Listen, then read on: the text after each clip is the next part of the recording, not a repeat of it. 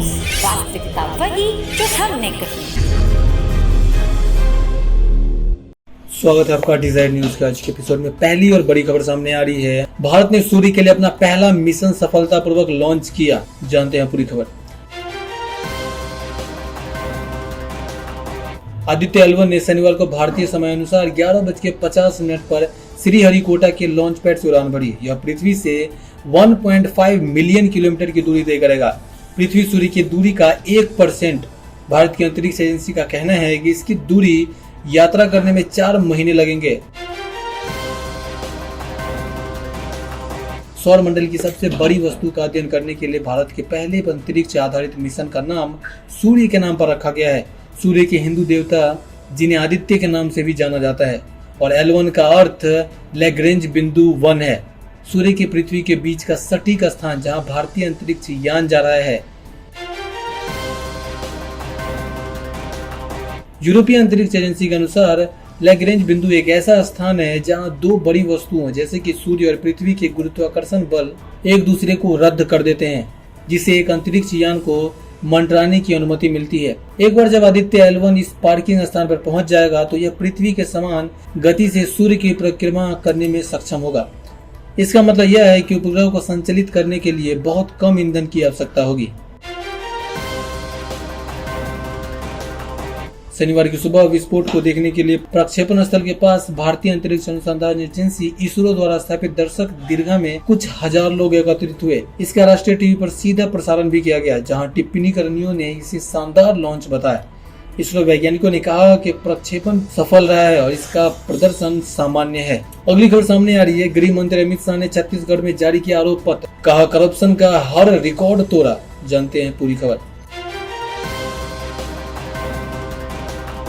केंद्रीय गृह मंत्री अमित शाह ने छत्तीसगढ़ के मुख्यमंत्री भूपेश बघेल के खिलाफ आज एक आरोप पत्र जारी किया। राज्य में इस साल के अंत तक विधानसभा चुनाव होने वाले हैं। शुक्रवार शाम को छत्तीसगढ़ पहुंचे Amit Shah BJP core group के साथ बैठक करने के साथ ही चुनावी तैयारियों की समीक्षा करने वाले हैं। कांग्रेस की सरकार पर हमला बोलते हुए केंद्रीय गृह मंत्री अमित शाह ने कहा कि यहाँ पर 5 साल से घपले घोटाले की सरकार, अत्याचार की सरकार और वादा खिलाफी की सरकार चल रही है। अमित शाह ने कहा कि भूपेश बघेल की सरकार कांग्रेस पार्टी की सरकार के खिलाफ जन जागृति फैलाने के लिए फिर से एक बार यहां भाजपा की सरकार बनाकर छत्तीसगढ़ को विकास के रास्ते पर ले जाने के लिए आरोप पत्र लॉन्च करने का कार्यक्रम आयोजित किया गया है। अमित शाह ने कहा, इसलिए जनता को तय करना है कि यहाँ कांग्रेस की घोटालों वाली सरकार चाहिए, ये विकास के रास्ते पर ले जाने वाली भारतीय जनता पार्टी की सरकार चाहिए। भ्रष्टाचार, परिवारवाद, जातिवाद और दिल्ली के दरबारी छत्तीसगढ़ का विकास नहीं कर सकते। छत्तीसगढ़ का भला केवल और केवल भाजपा की सरकार कर सकती है। रमन सिंह की सरकार ने गरीबों को राशन देने का काम किया, जबकि कांग्रेस ने गरीबों का राशन छीनने का काम किया। महिलाओं को आरक्षण देकर आगे बढ़ाने का काम भाजपा ने किया। अगली खबर सामने आ रही है। G20 शिखर सम्मेलन के लिए सुरक्षा व्यवस्था, CFF एनर्जी व्यवस्था में सहायता कर रहे हैं दिल्ली पुलिस। जानते हैं पूरी खबर। अधिकारियों ने शुक्रवार को कहा कि दिल्ली पुलिस ने G20 शिखर सम्मेलन के लिए व्यापक सुरक्षा व्यवस्था की है, ताकि यह सुनिश्चित किया जा सके कि कोई घुसपैठ, आतंकवादी कृत्य या तोड़फोड़ न हो। उन्होंने यह भी कहा कि केंद्रीय सशस्त्र पुलिस बल CAPF और राष्ट्रीय सुरक्षा बल व्यवस्था में दिल्ली पुलिस की सहायता कर रहे हैं। एक संवाददाता सम्मेलन में विशेष पुलिस आयुक्त सुरक्षा मधु तिवारी ने कहा कि एक विशेष पुलिस आयुक्त रैंक अधिकारी बड़े स्थानों पर सुरक्षा की कमान संभालेगा। उन्होंने कहा, होटलों में DCP रैंक का एक अधिकारी कैंप कमांडर के रूप में काम करेगा। दिल्ली के बाकी हिस्से हाई अलर्ट पर रहेंगे। तिवारी ने कहा कि दिल्ली पुलिस के आधे से अधिक लोग शिखर सम्मेलन की सुरक्षा में शामिल होंगे।